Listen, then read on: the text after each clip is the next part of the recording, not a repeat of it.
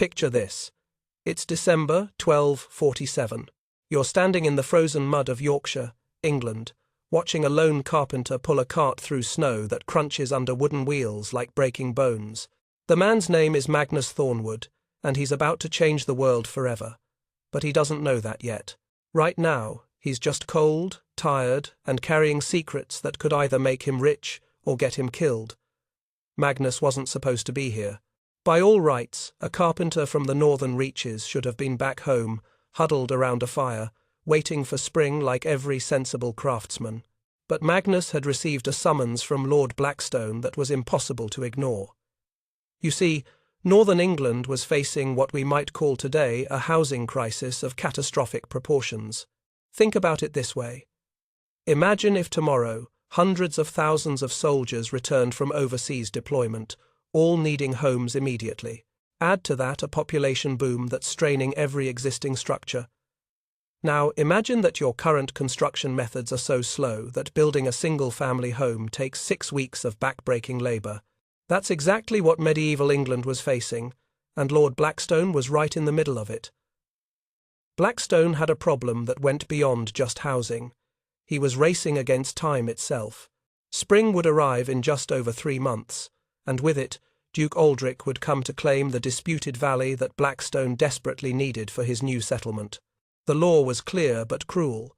Whoever had established a proper dwelling on the land by month's end held rightful claim. No dwelling meant no claim. No claim meant no valley. No valley meant Blackstone's entire future crumbled like poorly mortared stone. This is where Magnus enters our story, pulling that cart filled with tools that would have looked familiar to any carpenter of the time. Hammers, chisels, measuring rods, the basic implements of the building trade. But hidden among those ordinary tools were extraordinary innovations that Magnus had learned during his youth among the Norse shipbuilders of Trondheim. His grandfather, a master craftsman who had built dragon ships for kings, had taught him secrets that no English carpenter possessed. You have to understand what building was like in 1247. Construction was chaos, barely controlled by tradition. Master carpenters would arrive at a site, study the ground, maybe make a few sketches in the dirt, and then begin the laborious process of cutting, fitting, adjusting, and recutting every single piece of timber. Each joint was custom-made, every beam was shaped individually. The process was less like modern construction and more like sculpting a building from raw forest. When Magnus arrived at Blackstone's estate, the Lord presented him with what seemed like an impossible challenge. Build a complete cabin in 3 weeks, not 6 weeks, which was already considered remarkably fast. 3 weeks, in winter, with whatever local workers Blackstone could spare from his other pressing needs. The penalty for failure? Banishment from all Yorkshire lands. Forever.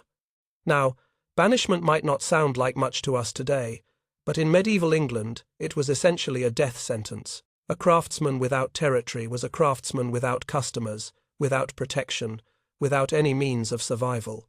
Magnus would have been forced to wander as an outlaw, forbidden shelter, forbidden work, forbidden everything that made life possible. The morning Magnus began work, something extraordinary happened. He started with the traditional carpenter's blessing, kissing his tools and speaking the prayer of St. Joseph, patron saint of workers. This was normal. Every devout craftsman did this. But then, Magnus did something that shocked every worker gathered to watch. He began carving numbers into pieces of timber, not Roman numerals, which were occasionally used for basic counting. This was something entirely different. A complete system showing exactly where each beam, board, and joint would fit in the final structure. Imagine the reaction of men who had spent their entire lives building by tradition, by feel, by experience passed down through generations, watching this stranger mark wood with symbols that seemed to contain the entire building's blueprint. Master carpenter Thomas Oakwright was among those watching that first morning. Years later, he would describe the experience in words that still give me chills. It was like watching the entire building exist in his mind before a single wall stood. Think about that. Magnus wasn't just planning to build a cabin. He was revealing that he had already built it, completely, in his head. and these numbers were simply the instructions for translating his mental creation into physical reality. This was revolutionary in ways that are hard for us to grasp today.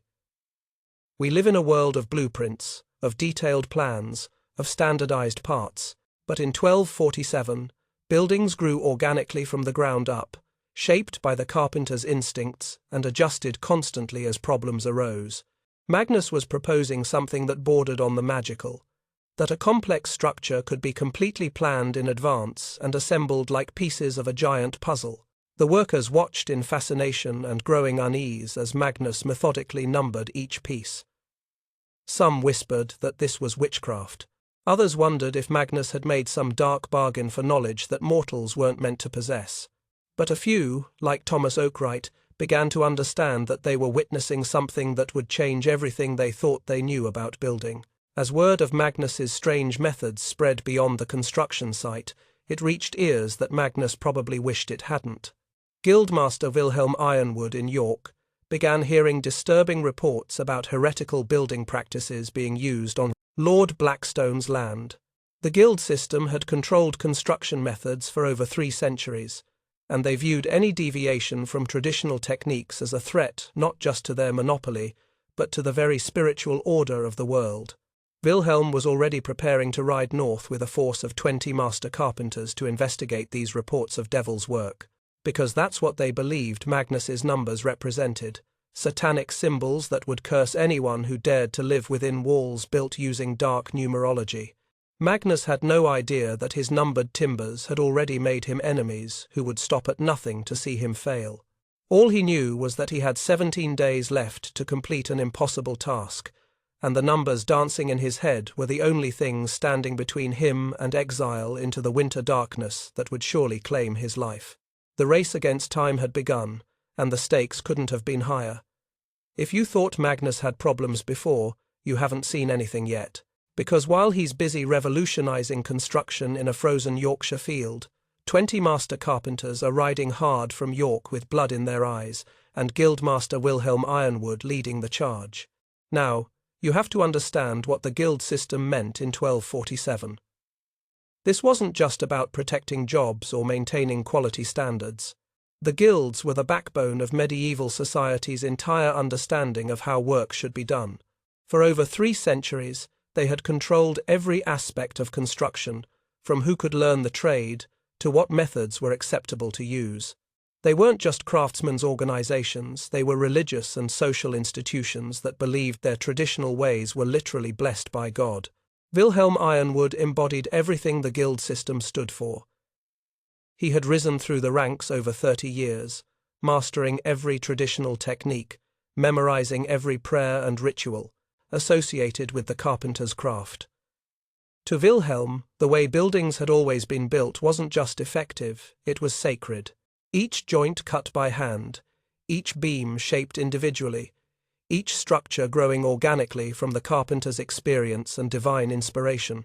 So, when reports reached York about a rogue carpenter using strange symbols and unnatural methods, Wilhelm saw this as more than just rule-breaking. This was heresy, an attack on the very foundations of Christian craftsmanship.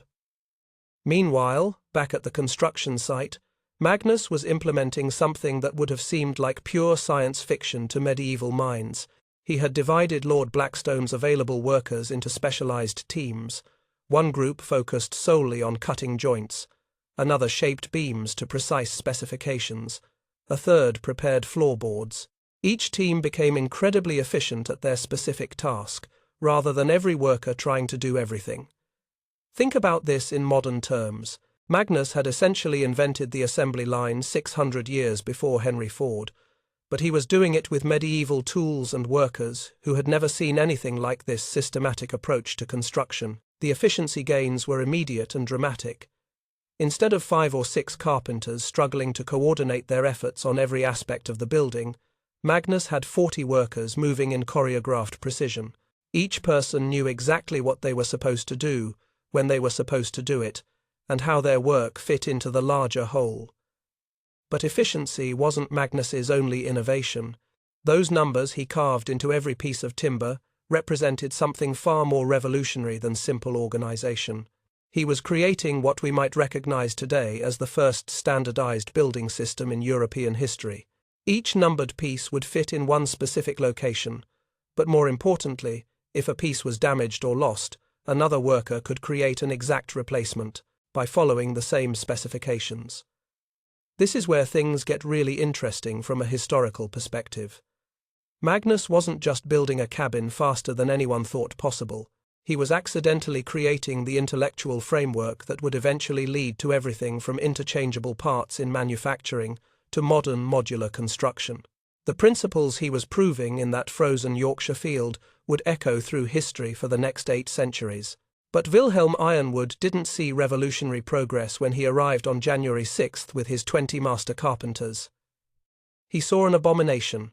The confrontation that followed has become the stuff of legend among historians who study medieval innovation. Picture this scene. Wilhelm, draped in the formal robes of his guild office, pointing an accusing finger at Magnus, while 40 workers stood frozen between their tools and their traditions. "These numbers are devil's marks," Wilhelm declared, his voice carrying across the construction site like a bell-tolling judgment. "No Christian carpenter marks God's timber with satanic symbols that will curse any who dwell within." Magnus's response was brilliant in its simplicity. Instead of arguing about supernatural forces or guild regulations, he did something that completely reframed the debate.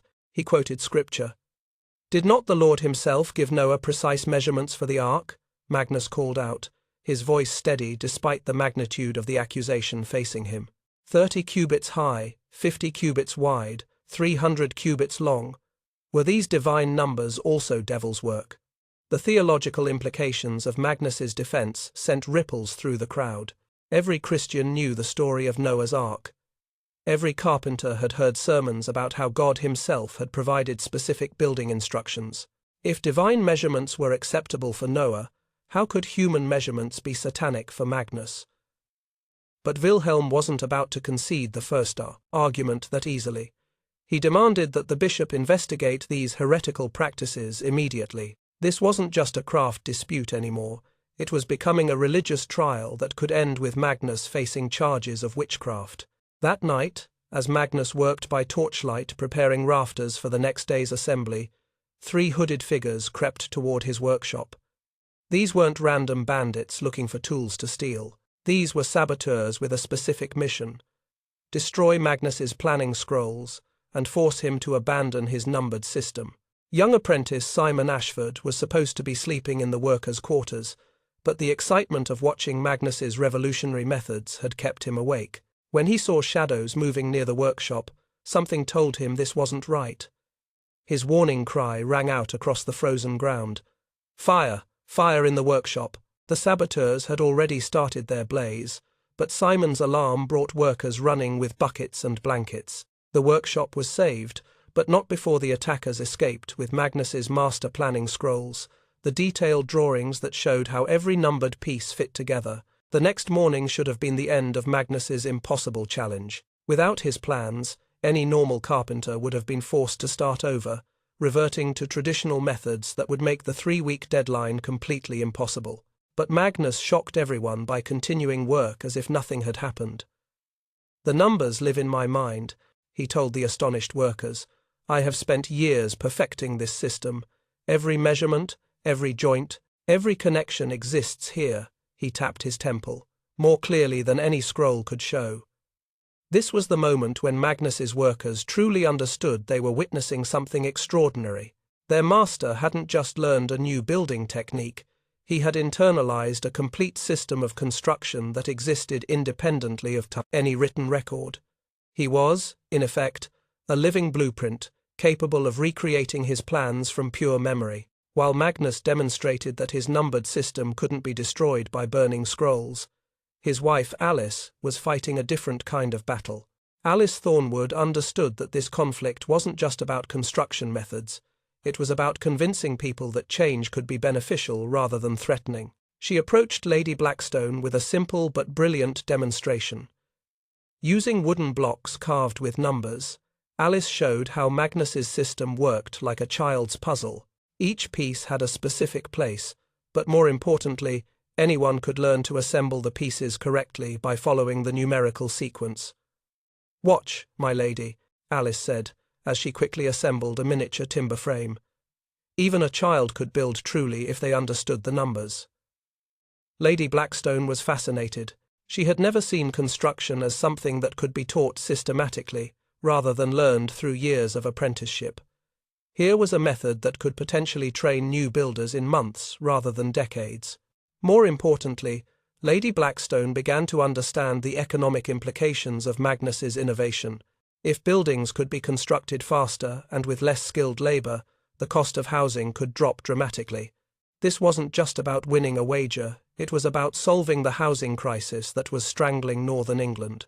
As word of Lady Blackstone's support spread among the noble women of the region, Magnus gained something he hadn't expected: female allies in what had been an entirely male-dominated conflict. These women understood that faster, cheaper construction meant better living conditions for their families and their people. But Wilhelm Ironwood and his guild masters weren't finished. If they couldn't stop Magnus through sabotage or religious accusations, they would find another way. Because in their minds, allowing this numbered system to succeed would destroy everything they had spent their lives building.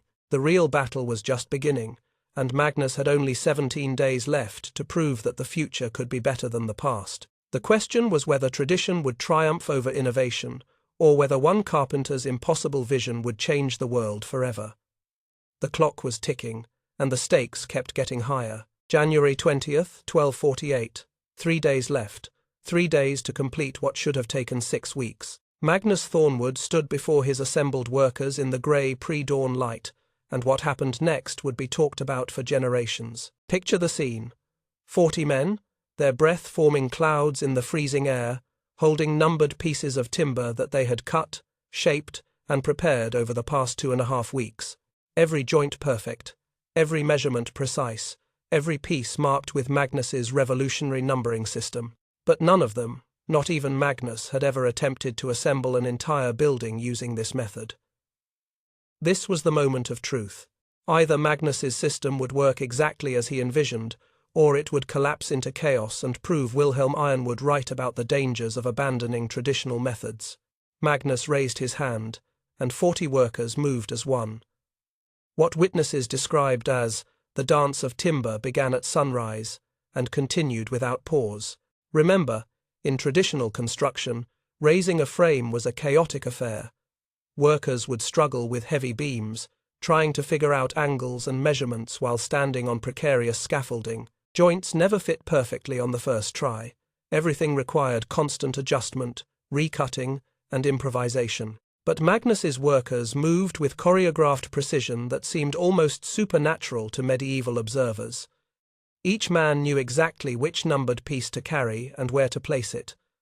The joints that had been pre-cut to Magnus's specifications fit together with satisfying clicks that echoed across the construction site like a giant musical instrument.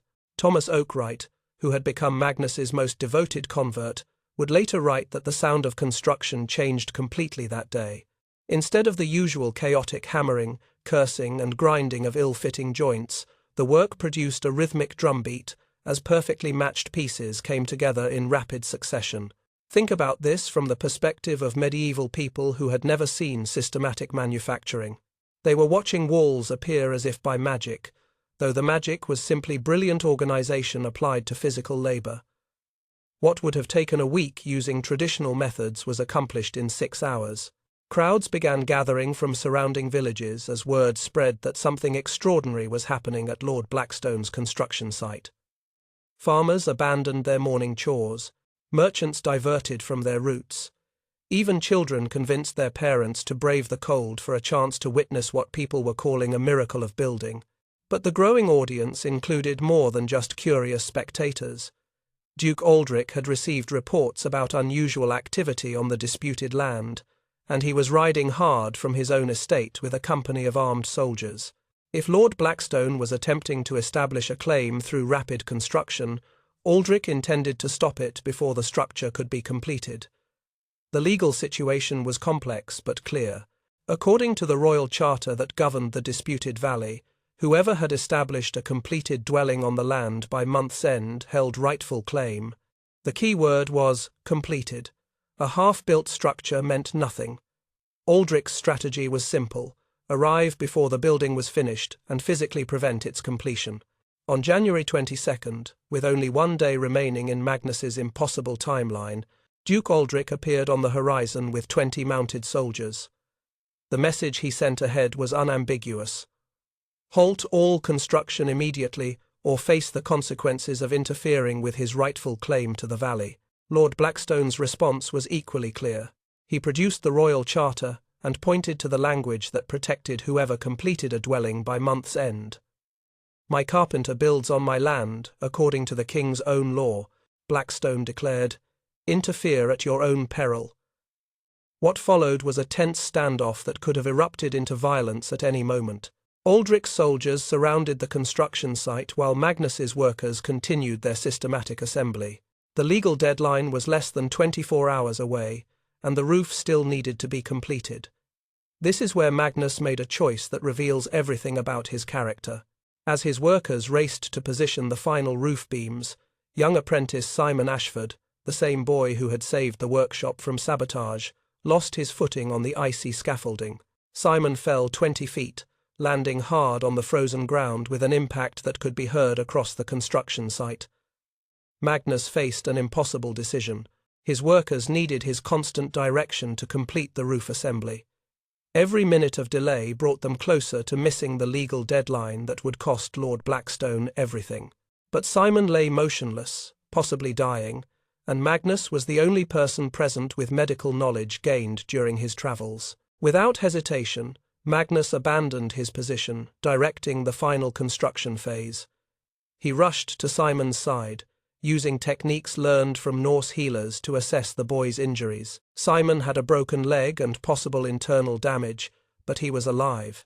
While Magnus worked to stabilize the apprentice, he shouted instructions to his teams about completing the roof assembly. "You know the numbers," he called out to his workers. "Trust the system. Trust yourselves."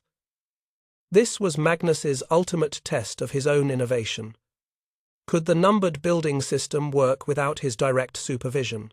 Had he truly created a method that could be executed by trained workers following systematic instructions? The answer came as the sun set on January 22nd. Despite their master's absence during the crucial final hours, Magnus's workers had successfully completed the roof assembly. Every beam was in its proper place. Every joint was secure. Smoke began rising from the cabin's chimney as the first fire was lit in the completed fireplace. Duke Aldrich stared in disbelief at the structure that had appeared in just 3 weeks. The cabin wasn't just finished, it was beautiful. The precision of Magnus's pre-cut joints had created walls that were perfectly straight and true. The roofline was geometrically perfect. This wasn't the rough, improvised construction typical of rapid building. This was craftsmanship that rivaled the finest traditional work. But more importantly, it was undeniably complete. Every legal requirement had been met. Lord Blackstone had established his claim to the disputed valley, and there was nothing Aldrich could do about it under the law. As dawn broke on January 23rd, Magnus's impossible challenge was officially complete. The cabin that should have taken 6 weeks to build using traditional methods had been finished in exactly 3 weeks using his revolutionary numbered system. Word of Magnus's triumph began spreading along the trade routes that connected Yorkshire to the wider world. Merchants carried tales of the carpenter, who could build with supernatural speed. Nobles sent messengers to learn more about this Yorkshire method that promised to solve the housing crisis plaguing all of Northern Europe. But the immediate celebration was tempered by concern for young Simon, who remained unconscious despite Magnus's care. The boy who had helped save Magnus's workshop from sabotage now lay fighting for his life because of his dedication to the revolutionary construction project. Magnus knelt beside Simon's still form, realizing that his greatest triumph was overshadowed by the possibility that his innovation had cost a young life. The numbers that had seemed so perfect, the system that had worked so flawlessly, suddenly felt hollow compared to the human cost of progress. Simon's fate would determine whether Magnus's victory was truly complete, or whether the price of innovation had been too high to bear. The cabin stood finished, smoke rising from its chimney into the winter sky. But the story was far from over. Young Simon Ashford opened his eyes 3 days after his fall, looked up at Magnus Thornwood, and spoke the words that would echo through history. "Master, did we finish the cabin?" Magnus laughed, the first genuine laughter he had felt since beginning his impossible challenge. Simon would recover completely, though he would walk with a slight limp for the rest of his life. More importantly, he would become one of the first teachers of Magnus's revolutionary building system, carrying the numbered method to construction sites across England and beyond. But let's step back and understand what had actually happened during those 3 weeks in frozen Yorkshire. Magnus hadn't just won a wager or built a cabin faster than anyone thought possible. He had accidentally triggered what historians now recognize as the first systematic revolution in European construction technology. Think about this in terms of scale. For over 3 centuries, buildings had been constructed using methods that changed so slowly they were essentially static. A carpenter in 1247 used basically the same techniques as his great-great-grandfather. Innovation happened gradually, incrementally, through tiny improvements passed down through guild apprenticeships. Magnus had compressed centuries of potential development into 3 weeks. His numbered system represented a complete paradigm shift from craft-based construction to systematic, reproducible building methods. And word of this shift spread along medieval trade routes faster than plague. Within 6 months, progressive lords from Scotland to Normandy were sending representatives to learn the Yorkshire method. Some came openly, offering payment for training. Others sent spies disguised as workers or merchants. A few attempted to kidnap Magnus's trained carpenters to force them to reveal the secrets of numbered construction. Magnus faced a choice that would define not just his own future, but the future of building itself. He could hoard his knowledge, keeping the numbered system secret and charging enormous fees for its use. This would have made him personally wealthy beyond imagination, but it would have limited the spread of his innovation. Instead, Magnus made a decision that reveals his true genius. Rather than hoarding his knowledge, he established what he called the Guild of Numbered Builders. For a fair fee, substantial but not prohibitive, Magnus would teach his techniques to qualified craftsmen. More revolutionary still, he created what historians recognize as Europe's first technical franchise system. Licensed builders could use Magnus's methods and even his name, but they had to follow his specifications exactly and maintain his quality standards. They could train apprentices in the numbered system, but those apprentices had to be certified by Magnus or his approved masters. In effect, Magnus created a controlled network of innovation that could spread rapidly while maintaining consistency. The results were extraordinary. By 1250, just 3 years after that frozen Yorkshire morning, modified versions of Magnus's method had reduced Castle Keep construction time by 40%. This seemingly technical improvement had massive strategic implications. Kings could now fortify territory faster than ever before, changing the entire balance of military power across Europe. Edward I's rapid fortification of Wales 30 years later, that was only possible because English engineers had adapted Magnus's systematic approach to large-scale military construction. The speed with which Edward could build castles in conquered territory allowed him to maintain control that would have been impossible using traditional building methods. But the spread of Magnus's innovation wasn't limited to military applications. Merchants discovered that numbered building systems could create standardized shops and warehouses.